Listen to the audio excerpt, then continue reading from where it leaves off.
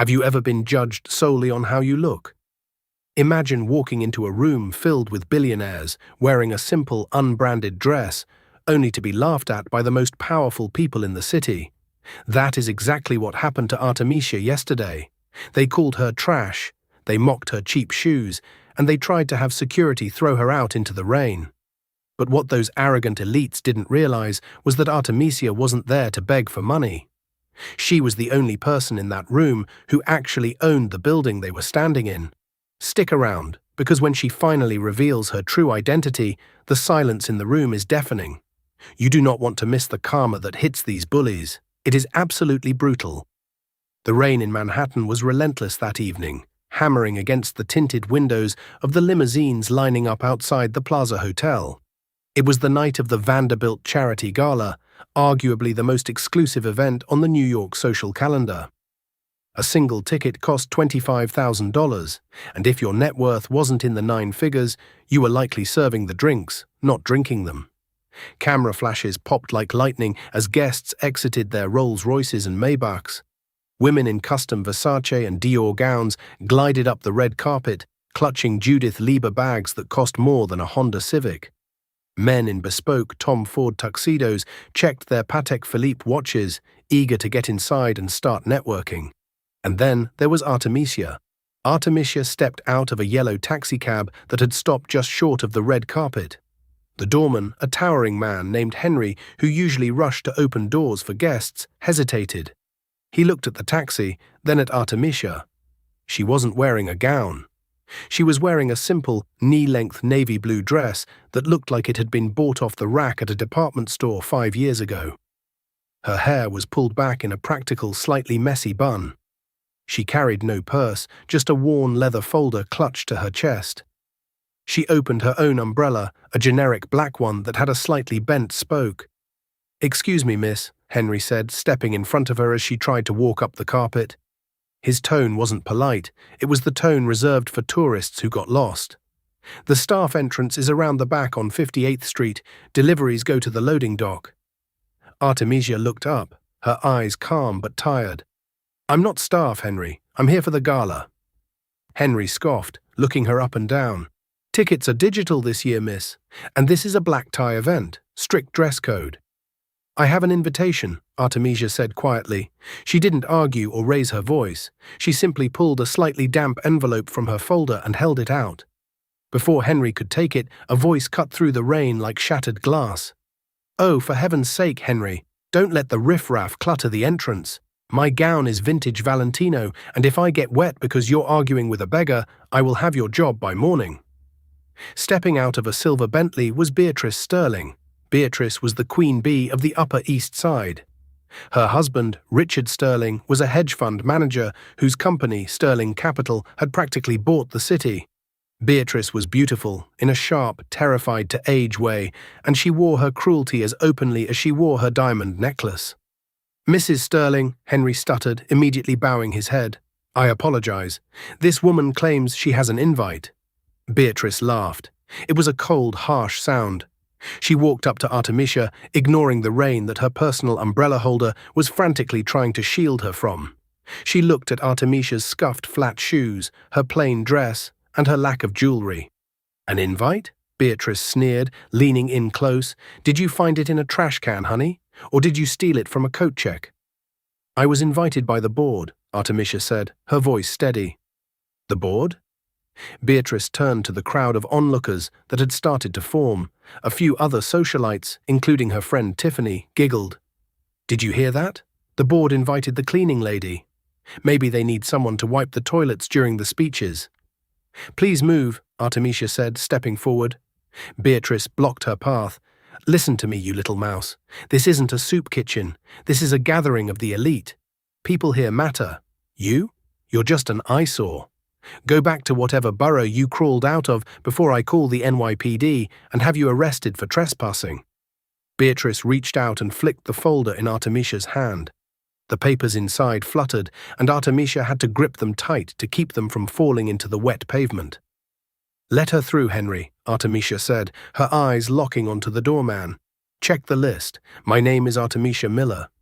Henry looked at Beatrice. terrified of offending the billionaire's wife. But he also saw the unyielding steel in Artemisia's eyes. He pulled out his iPad and scrolled down. Miller, Henry muttered. He stopped. His eyes went wide. Mrs. Sterling. She is on the list. Artemisia Miller. It's marked as a VIP entry. Beatrice froze. She snatched the iPad from Henry's hands, her acrylic nails clicking on the screen. Impossible. That must be a glitch. Or a joke. She glared at Artemisia. Who did you sleep with to get on this list? One of the interns? I'm going inside, Artemisia said. She gently took the iPad back from a stunned Beatrice and handed it to Henry. Then she collapsed her broken umbrella and walked past the stunned socialite, entering the golden revolving doors of the plaza. Beatrice stood there, her face turning a shade of red that clashed with her Valentino gown. This isn't over, she hissed to Tiffany. I'm going to find out who let that stray dog in, and I'm going to ruin them both. The grand ballroom of the plaza was a spectacle of excess. Crystal chandeliers the size of small cars hung from the gold-leafed ceiling. The centerpieces were massive arrangements of white orchids imported from Singapore that morning. Waiters in white gloves moved silently with trays of champagne and caviar. Artemisia felt the eyes on her the moment she entered. In a sea of tuxedos and glittering ball gowns, she stood out like a sore thumb in her navy cotton dress. The room quieted down, ripples of whispers spreading outward from the entrance. Who is that? Is that a reporter? My God, look at her shoes. Artemisia kept her head high, though her heart was pounding. She scanned the room, looking for a specific table. She wasn't here for the champagne, she was here for a mission. She walked toward the center of the room, where the platinum tables were located. These tables cost $100,000 for the night. But as she approached Table 1, where the board of directors for the Sterling Capital Charity Fund sat, a hand shot out and grabbed her arm. It was Richard Sterling, Beatrice's husband. He was a thick-set man with a flushed face and eyes that looked like they were constantly calculating a ledger. Can I help you? Richard asked, his voice low and threatening. He didn't let go of her arm. I'm looking for my seat, Artemisia said, pulling her arm away. I believe I'm at Table 1. Richard burst out laughing, loud enough that the nearby tables turned to look. Table 1. Sweetheart, Table 1 is for the board of directors and the primary donors. The minimum buy-in for this table is $5 million. I think you're looking for the coat check room. They might need help hanging jackets. My name is Artemisia Miller. Check the seating chart, she repeated, the same line she had used outside. Richard signaled to a floor manager, a nervous man named Charles. Charles, get this woman out of my face. She thinks she's sitting with the board. Put her... Richard looked around the room, his eyes landing on a small, wobbly table near the swinging double doors of the kitchen. It was the table usually reserved for last-minute press or low-level assistants. Put her over there, by the trash output. But sir, Charles whispered, checking his clipboard, the chart actually says... I don't care what the chart says, Richard barked. I am the chairman of this gala. I pay for this event. If I say she sits by the kitchen, she sits by the kitchen. Do you want to lose your contract with Sterling Capital, Charles? Charles swallowed hard. He looked at Artemisia with pity. Ma'am, please, just follow me. I don't want any trouble. Artemisia looked at Richard. He was smirking, swirling his glass of scotch. Beatrice had just joined him, whispering in his ear and giggling as they both stared at her. They looked like high school bullies who had never grown up, only gotten richer. Fine, Artemisia said, I'll sit there. She followed Charles across the room. The walk felt like a mile. She could hear the snickers. Did you see that? Richard put her in her place. Probably a charity case. Maybe they let one poor person in for tax purposes. Artemisia sat at the small, wobbly table. It was right next to the service station. Every time the kitchen doors swung open, the smell of steam and dish soap wafted out, and the noise of clattering plates drowned out the string quartet playing Mozart. A waiter rushed by, nearly dropping a tray of dirty dishes on her. Move your chair in, he snapped. You're blocking the lane. Artemisia adjusted her chair. She opened her leather folder and pulled out a single document. It was a balance sheet. She took a pen and circled 3 numbers in red ink. Beatrice sauntered over to Artemisia's table, holding a glass of Dom Perignon. She leaned against the wall, looking down at Artemisia. "Comfortable?" Beatrice asked, smiling sweetly. "The view is much better from here, don't you think? You can see exactly where you belong, among the help." "Enjoy the evening, Mrs. Sterling," Artemisia said, not looking up from her papers. "It might be the last one you enjoy for a very long time." Beatrice's eyes narrowed. "Is that a threat? You little nobody. Do you know who my husband is? He could buy your entire life with the change in his pocket. We are launching the Global Preserve Initiative tonight. We are going to be on the cover of Forbes." "I know exactly who your husband is," Artemisia said, finally looking up. Her eyes were cold, piercing. "And I know exactly where the money for the Global Preserve Initiative actually came from." For a split second, a flicker of fear crossed Beatrice's face, but she quickly masked it with arrogance. "You're crazy. Security." Beatrice waved a hand. "Keep an eye on this one. If she tries to steal silverware, tackle her." As Beatrice walked away, the lights dimmed. The gala was officially starting. Richard Sterling walked up to the podium, bathed in a spotlight. "Ladies and gentlemen," Richard boomed into the microphone, "welcome to a night of generosity. Tonight we celebrate success. We celebrate power. And most importantly, we celebrate the launch of my new fund, which has already raised $50 million. The room erupted in applause. Beatrice beamed from the front row.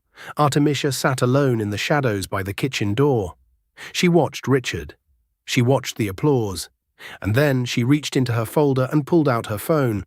She typed a single text message to a contact saved only as the auditor. The message read, "Execute Phase 1. The gala dinner had progressed to the third course, a delicate filet mignon topped with truffles and gold leaf. But at the small, wobbly table near the kitchen, Artemisia had not been served. The waiters, taking their cues from Richard and Beatrice's earlier display, simply bypassed her. They walked right past her empty placemat, eyes averted, delivering plates to the laughing guests at the nearby tables. Artemisia didn't mind. She wasn't hungry. She was watching the clock on her phone. 8:15 p.m. On stage, the lights shifted from a warm amber to a flashing, energetic white. The charity auction was beginning. This was the highlight of the night, where the egos in the room competed to see who could waste the most money in the shortest amount of time. Richard Sterling took the microphone again, his face flushed with wine and adrenaline. "All right, everyone, settle down. We've raised $2 million in ticket sales, but now it's time for the real money. Item number 1. A week-long stay at the exclusive Ammon Resort in Tokyo, coupled with a private jet transfer provided by Sterling Aviation." The bidding was fierce. Paddles shot up like synchronized swimmers. The price climbed from $50,000 to $250,000 in seconds. It was eventually won by a tech CEO in a velvet tuxedo who high-fived his table. Then came the jewelry. A vintage Cartier necklace from the 1920s went for $800,000. A rare cask of Macallan whiskey went for $150,000. The air in the room was thick with the scent of money and arrogance. Then Beatrice whispered something in Richard's ear. He chuckled, shaking his head initially, but then he grinned. A shark-like predatory grin. He handed the microphone to his wife. "Ladies and gentlemen," Beatrice cooed, her voice dripping with faux sweetness, "we have a special impromptu item for the auction tonight. Usually we auction off items for charity, but tonight I want to auction off an act of charity." She gestured dramatically toward the back of the room, directly at the kitchen doors. A spotlight operator, clearly instructed beforehand, swung the massive beam of light across the room. It landed squarely on Artemisia. Artemisia sat blinded by the light, isolated in the sudden glare. The room went silent, then erupted in confused titters. "As you can see," Beatrice announced, walking to the edge of the stage, "we have a guest tonight who clearly lost her way, or perhaps lost her luggage. Look at that poor thing, sitting there in the dark, wearing, well, is that polyester, dear?" The crowd roared with laughter. A few people held up their phones to record. "So," Beatrice continued, "I am opening the bidding for the Cinderella Fund. The highest bidder gets the privilege of taking this poor woman to Bergdorf Goodman tomorrow and buying her an outfit that doesn't make her look like she cleans the subway tiles. Do I hear $500? The humiliation was absolute. It was cruel, unnecessary, and public. Artemisia felt the heat rise in her cheeks, not from shame, but from a burning, cold anger. She gripped the edge of the table. "I'll bid 1,000, shouted a drunk banker from table 4. "But only if she promises to burn that dress in the parking lot." "I'll bid 2,000 if she can fix me a drink right now," yelled another, waving his empty glass. The room was howling now. They were treating her like a circus animal. Beatrice was beaming, basking in the adoration of her peers. She felt powerful. She felt untouchable. Going once. Going twice. Beatrice laughed. Artemisia stood up. She didn't shout. She didn't throw a drink. She simply stood up, picked up her chair, and slammed it back down on the floor. The sharp crack of the wood against the marble floor echoed surprisingly loud in the ballroom. The laughter died down, replaced by a tense curiosity. "Mrs. Sterling," Artemisia said. Her voice wasn't amplified by a microphone, but it projected clearly across the silent room. "You seem very concerned with my financial status. But I'm curious. That necklace you're wearing, the Van Cleef diamond pendant, is it insured?" Beatrice blinked, confused by the sudden change in topic. "Of course it's insured. It's worth $500,000. Why? Planning to steal it?" "No," Artemisia said, picking up her leather folder. "I'm asking because usually, when assets are seized by federal authorities, personal jewelry is the first thing they take to pay off creditors. I'd hate for you to lose it." "Excuse me?" Beatrice scoffed, though her smile faltered. "Seized? Are you drunk? And Mr. Sterling," Artemisia turned her gaze to Richard. "That private jet you just auctioned off, the Gulfstream G650, tail number N458SC, is it currently fueled?" Richard stepped forward, looking annoyed. "What is this? Security, get her out of here now. She's rambling." "Because," Artemisia continued, her voice cutting through Richard's bluster, "as of 3 minutes ago, the pilot of that jet was served a grounding order by the FAA. Something about ownership dispute due to fraudulent collateral." A heavy silence descended on the room. The wealthy guests looked at each other. Fraud was a dirty word, a word that made everyone nervous. "Get her out," Richard screamed, his face turning purple. 2 large security guards started moving toward Artemisia from the side of the room. Artemisia didn't flinch. She looked at her phone again. 8:25 p.m. "You can throw me out," Artemisia said calmly, "but I think you're going to be much more worried about who is trying to get in."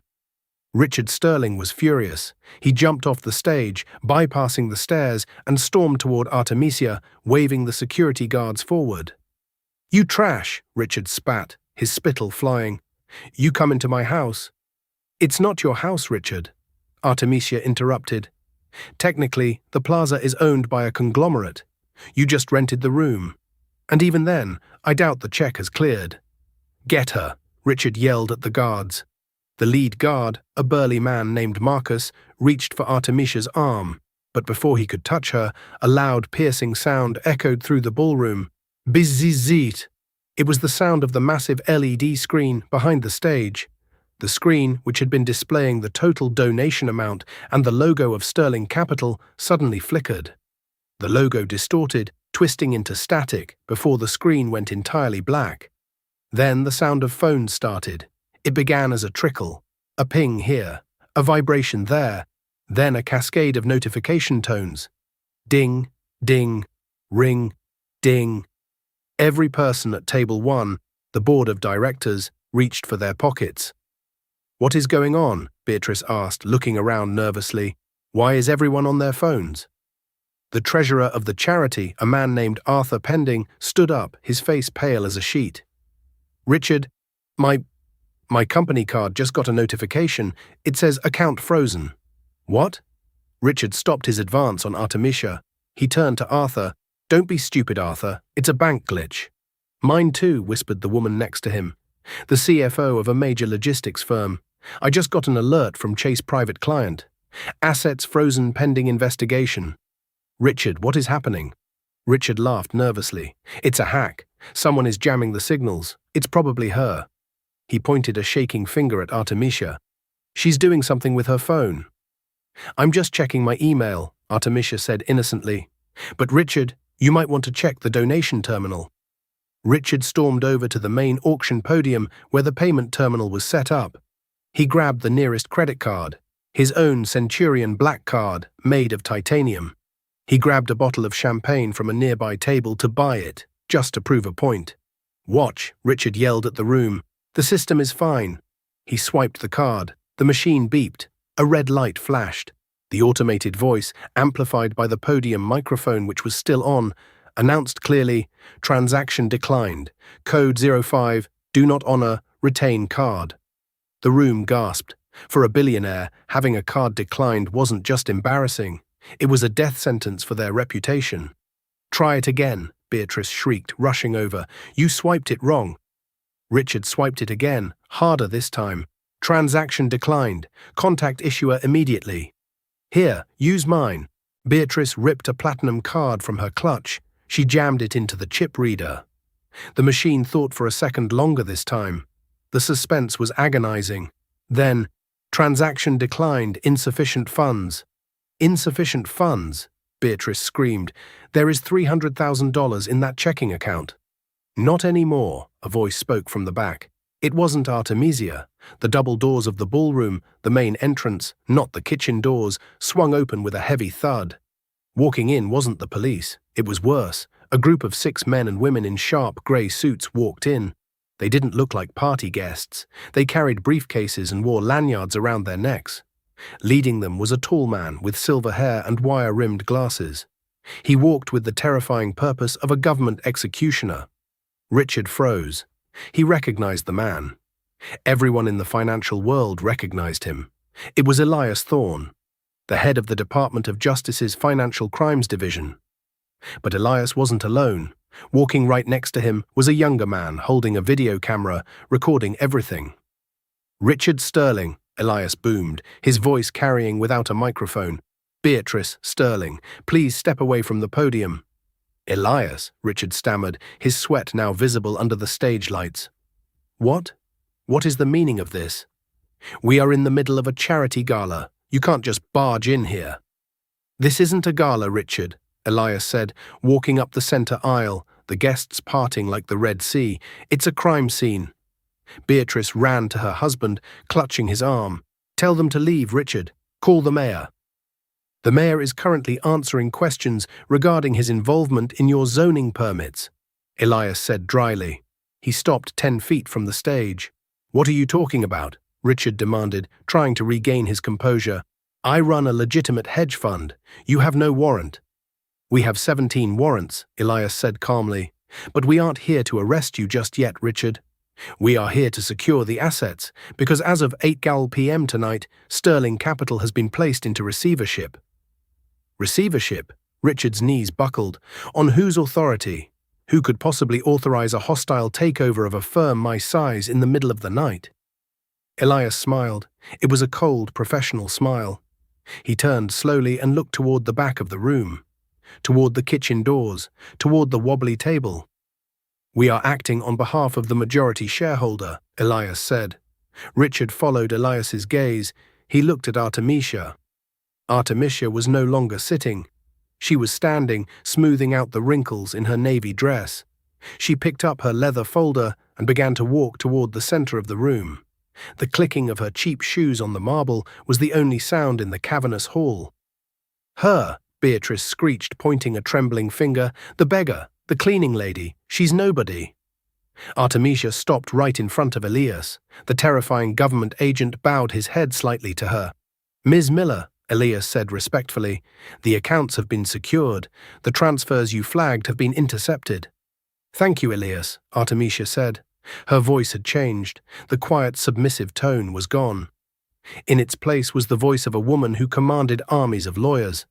She turned to Richard and Beatrice. The look on her face wasn't anger anymore. It was pity. "You really should read your shareholder agreements more carefully, Richard," Artemisia said softly. "Who are you?" Richard whispered, the color draining from his face until he looked like a corpse. You know my father, Artemisia said, James Miller, the founder of Miller & Co. Richard gasped. The guests gasped. Miller & Co. wasn't just a company, it was an empire. It was old money. The kind of money that built railroads and cities. James Miller was a legend who had passed away 3 years ago, leaving his fortune to— His daughter was a recluse, Richard stammered. No one has ever seen her face. She lives in Switzerland. I like my privacy, Artemisia shrugged. But when I bought 51% of Sterling Capital through shell companies 6 months ago, I decided I wanted to see how my investment was being handled. So I decided to attend your gala. Undercover. She took a step closer to Beatrice. And Beatrice, Artemisia said, her eyes locking onto the woman who had tried to auction her off. I decided to see what kind of people I was in business with. I wanted to see if the rumors of your cruelty and fraud were true. Artemisia gestured around the room. You called me trash. You tried to throw me in the rain. You mocked my shoes. Artemisia looked down at her feet. These shoes are comfortable, unlike your conscience. Artemisia, Ms. Miller. Richard stepped forward, his hands shaking, trying to form a smile. Please, it was a misunderstanding. A joke. We were just having fun. We can fix this. Let's go to the VIP room and talk numbers. We are done talking numbers, Richard, Artemisia said coldly. Now we talk about prison time. The silence in the grand ballroom of the plaza was heavier than the crystal chandeliers hanging above. 300 of New York's wealthiest citizens stood motionless, their champagne flutes forgotten in their hands. All eyes were glued to the center of the room, where Artemisia Miller, the woman they had laughed at 5 minutes ago, stood facing down Richard and Beatrice Sterling. Richard was sweating profusely now. The starch in his collar was wilting under the heat of the situation. He tried to take a step toward Artemisia, adopting a pleading, us-against-the-world tone. Artemisia, Ms. Miller, Richard stammered, his voice cracking. You have to understand. Running a fund of this magnitude, it's complex. There are overheads, administrative costs. If you just look at the raw data without context, it might look bad, but I assure you, every penny is accounted for. I agree, Artemisia said calmly. Every penny is accounted for. I spent the last 6 months accounting for it. She turned to the technician standing by the blacked-out stage screen. Turn it back on. Source input B. The technician, terrified and eager to please the new owner, scrambled to comply. The massive LED screen flickered to life. But instead of the Sterling Capital logo, it displayed a complex web of bank transfers, flowcharts, and photographs. Artemisia walked up the stairs to the stage, taking the microphone Richard had abandoned. She stood in her simple navy dress, looking more regal than anyone in the room. Richard claimed tonight was about the Global Preserve Initiative. Artemisia's voice rang out clearly. He told you all that your donations were going to protect rainforests in Brazil and build schools in Southeast Asia. She pointed to the screen. A document zoomed in. It was a bank transfer receipt dated 3 days ago. This is a transfer of $5 million from the charity account, Artemisia explained. It was sent to a company called Blue Horizon Consultants based in the Cayman Islands. The screen shifted to a photo. It showed a massive, sleek superyacht docked in a pristine harbor. The name painted on the back of the yacht was the Beatrice. The crowd gasped. A collective murmur of outrage rippled through the room. That's a lie, Beatrice shrieked, her voice shrill and desperate. She looked around at her friends, at the people she had tried to impress. That yacht was a rental, for a fundraiser. We were hosting potential donors. Really? Artemisia asked, raising an eyebrow. She clicked a button on a small remote she had pulled from her folder. The screen changed again. This time it showed an invoice from Lürsen Yachts in Germany. The bill of sale was made out to Sterling Personal Holdings, but the payment source was clearly marked. Sterling Charity Fund, General Ledger. You bought a $40 million yacht with money meant for starving children, Artemisia said, her voice dropping to a whisper that was somehow louder than a scream. And you named it after yourself. Beatrice's face went white. She took a step back, nearly tripping over the train of her Valentino gown. And it wasn't just the yacht, Artemisia continued, relentless. Let's look at the administrative costs Richard mentioned. New images flashed on the screen rapidly. A receipt for $150,000 at Hermès in Paris. A bill for a $12,000 dinner at Percé. A tuition payment of $80,000 for a private boarding school in Switzerland for their son. A renovation contract for a penthouse on Park Avenue totaling $3.2 million. You treated this charity like your personal piggy bank, Artemisia said. You stood on this stage, preached about giving back, and then you stole from the very people you claimed to be helping. And you, the guests. Artemisia turned her gaze to the audience. The socialites shifted uncomfortably. You didn't care, Artemisia said, as long as the champagne kept flowing and the photographers kept snapping pictures. You didn't ask where the money went. You were happy to let Richard play the hero so you could feel like heroes by association. Now wait a minute, shouted a man from table 3, a prominent real estate mogul. We didn't know. We are victims here too. I donated $100,000. And you laughed when they tried to auction me off, Artemisia shot back. You laughed when Beatrice called me trash. You judged me by my dress, while the man in the tuxedo was robbing you blind. Maybe next time you'll look a little deeper. The mogul shut his mouth, sitting back down abruptly. Richard, sensing the room turning against him, tried one last desperate gambit.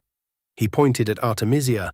This is a hostile takeover. She manipulated the stock price. She's trying to destroy a legitimate business to settle a personal vendetta. I'll sue everyone.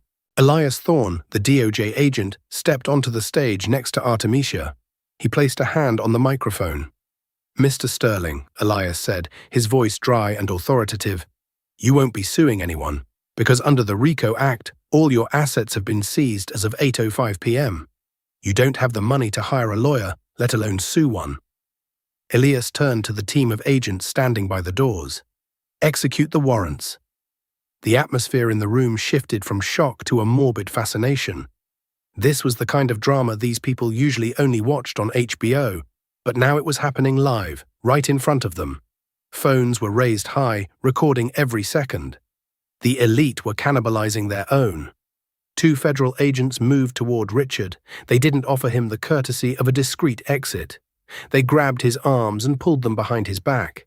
The distinct, metallic click-click of handcuffs echoed through the silent ballroom. Get your hands off me, Richard roared, struggling.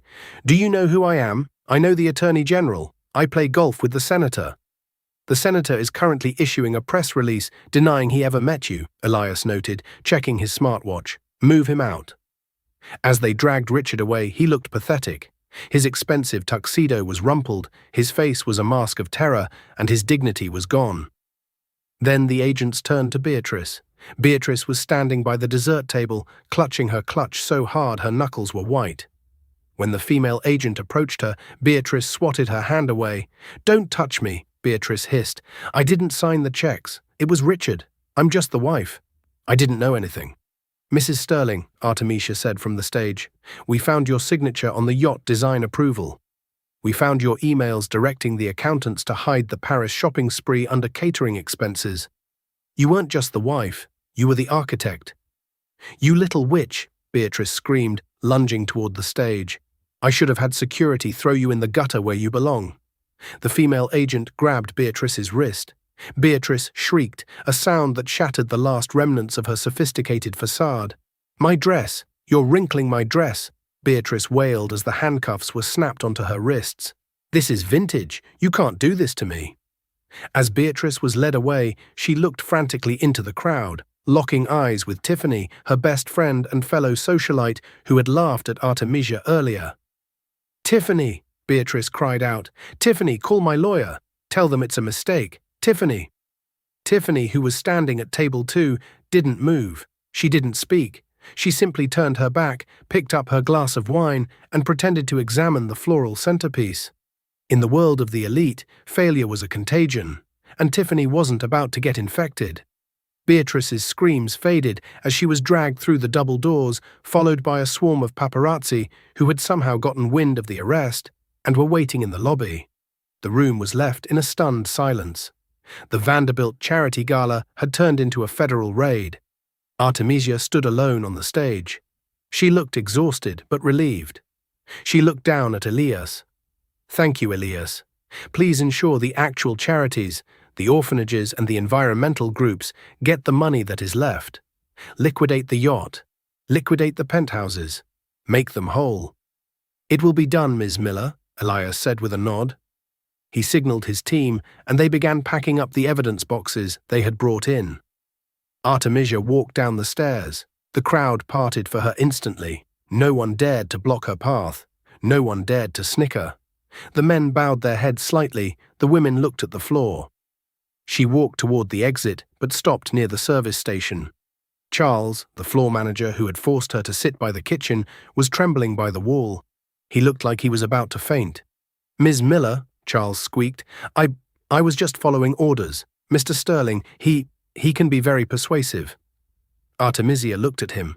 "A manager's job is to manage the guest experience, Charles, not to facilitate bullying. You watched a guest be humiliated, and you facilitated it because you were afraid of a bully." "I have a family," Charles pleaded. "So do the people Richard stole from," Artemisia said. "You're fired. Clear out your locker tonight." Charles slumped against the wall, head in his hands. Artemisia then turned to Henry, the doorman who had been standing near the entrance, watching the chaos unfold. He had tried to stop her earlier, but he had also been the only one to check the list when she asked. "Henry," Artemisia said. The large doorman straightened up. "Yes, Ms. Miller, I apologize for the entrance. I should have—" "You did your job, Henry," Artemisia interrupted gently. "You checked the list. You stood up to Beatrice when the facts told you she was wrong. You were intimidated, but you didn't enjoy it. I saw your face." Henry blinked, surprised. "Thank you, Mom." "I'm promoting you," Artemisia said. "The plaza needs a new head of guest relations, someone who understands that respect isn't determined by the price of a suit. Can you handle that?" Henry smiled, a genuine wide smile. "I would be honored, Ms. Miller." Artemisia nodded. She looked around the room one last time. The guests were still watching her, unsure if they were about to be kicked out or arrested themselves. "The gala is over," Artemisia announced to the room. "But the bar is open. I've covered the tab. However—" She pointed a finger at Table 2, where Tiffany and the group that had laughed the hardest were sitting.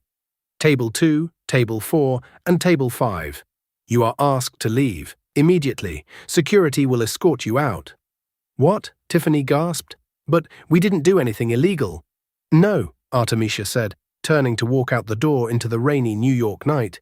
"But you were mean. And frankly, I own the building. I don't have to serve people I don't like." As security moved in to eject the socialites, a smattering of applause started from the back of the room, from the waiters, the busboys, and the poorer millionaires who had been looked down upon by the Sterling clique. The applause grew until it filled the room. But Artemisia didn't look back. She pushed through the revolving doors, opened her broken umbrella, and walked out to the curb. The morning sun over Manhattan did not bring warmth to the Sterling family. It brought a scorching, blinding spotlight. By 7:30 a.m., the sidewalk outside the Sterling's triplex penthouse on Park Avenue was impassable. It wasn't just a few photographers. It was a media siege. News vans from CNN, Fox, and MSNBC were double-parked all the way down to 72nd Street. The headlines were not kind. The New York Post had abandoned any pretense of subtlety. Their front page featured a split image. On the left, Beatrice sneering at the gala in her Valentino gown. On the right, her tear-streaked face being shoved into a patrol car. The headline, in bold block letters, screamed, "Poor little rich thieves." Inside the 19th precinct, the reality of hard karma was settling in with the damp metallic smell of the holding cells. Richard Sterling, a man who had spent the last 20 years sleeping on 1,000 thread-count Egyptian cotton sheets, was currently huddled on a steel bench that was bolted to the floor. His tuxedo shirt was stained with sweat and the grime of the booking process. His bow tie was gone, confiscated as a suicide risk, leaving his collar hanging open like the broken wing of a bird. Beatrice was in the adjacent cell, separated by a thick concrete wall, but Richard could hear her. She wasn't screaming anymore. She was bargaining. "Officer, officer." Beatrice's voice was hoarse, cracking with desperation. "I need to make another call. You don't understand. My dermatologist is scheduled for 10 a.m. I have a chemical peel. If I miss it, I get charged a cancellation fee. Lady, a tired voice replied from the guard desk. You're looking at 20 years for wire fraud and embezzlement. I don't think your skin routine is the priority right now. At 8:45 a.m., the heavy metal door of the cell block buzzed open. Richard shot up, hope flooding his chest.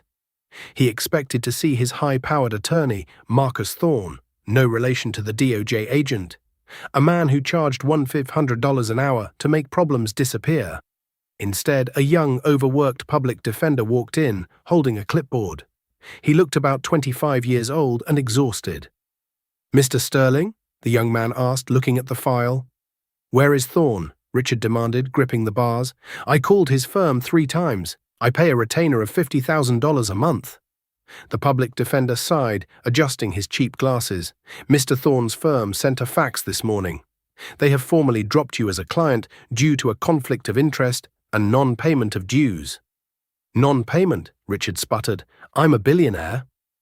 Not anymore, the lawyer said flatly.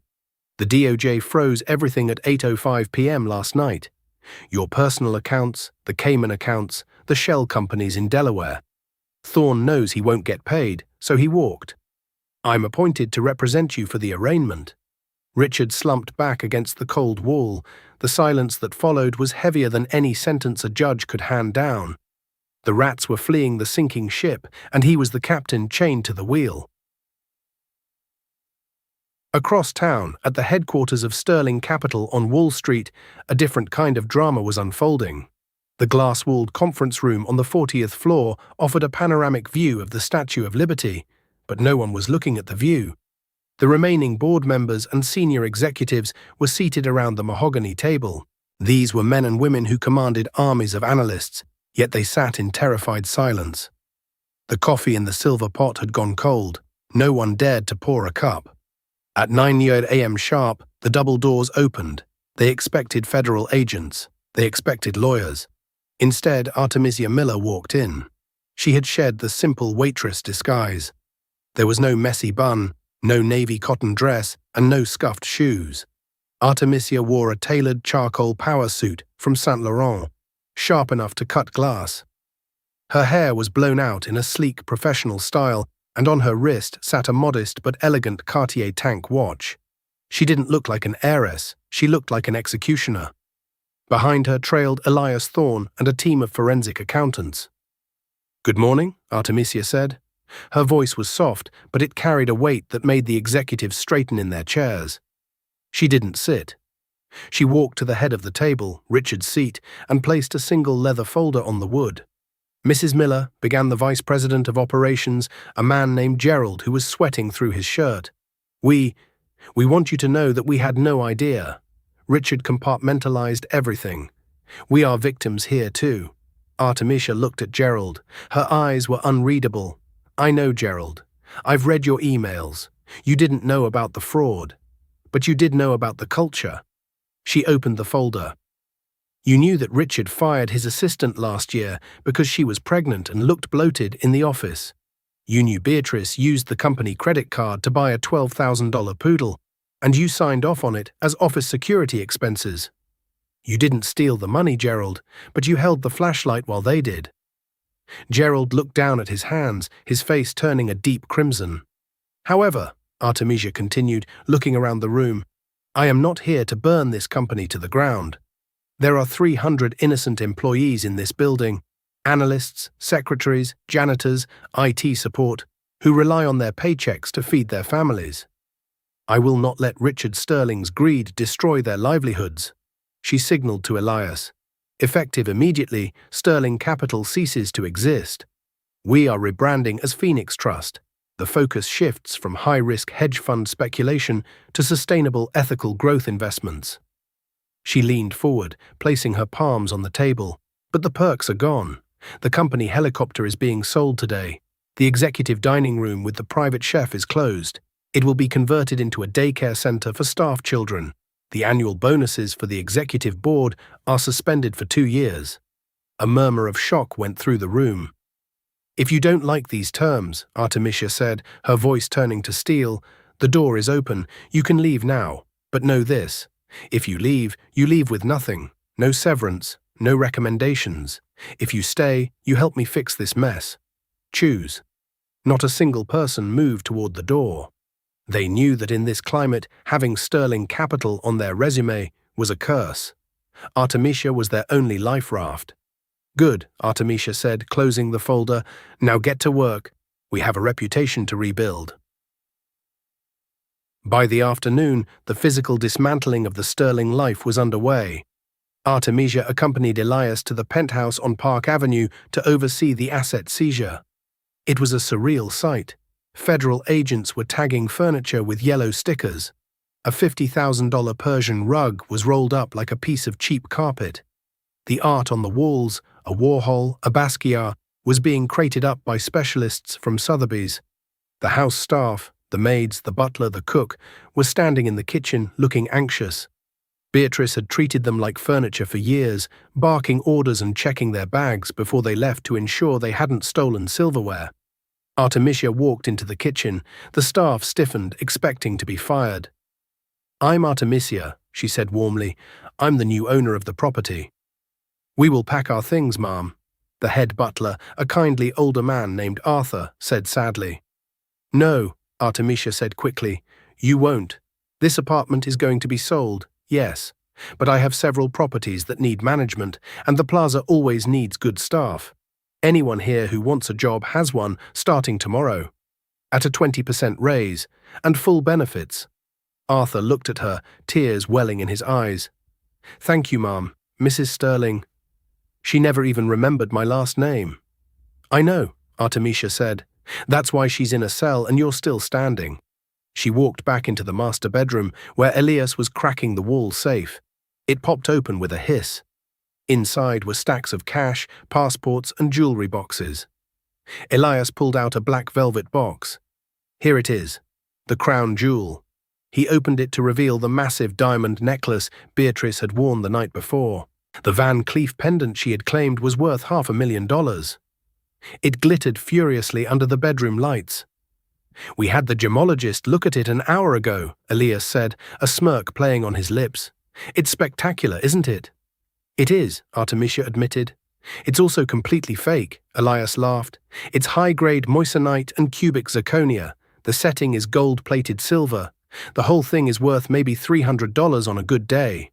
Richard must have sold the real one years ago to cover his debts and replaced it with this replica. Beatrice probably never knew." Artemisia took the necklace, holding the heavy fake gems in her hand. It was the perfect metaphor for their lives. Shiny, heavy, impressive from a distance, but utterly worthless upon closer inspection. "What do you want to do with it?" Elias asked. "Evidence?"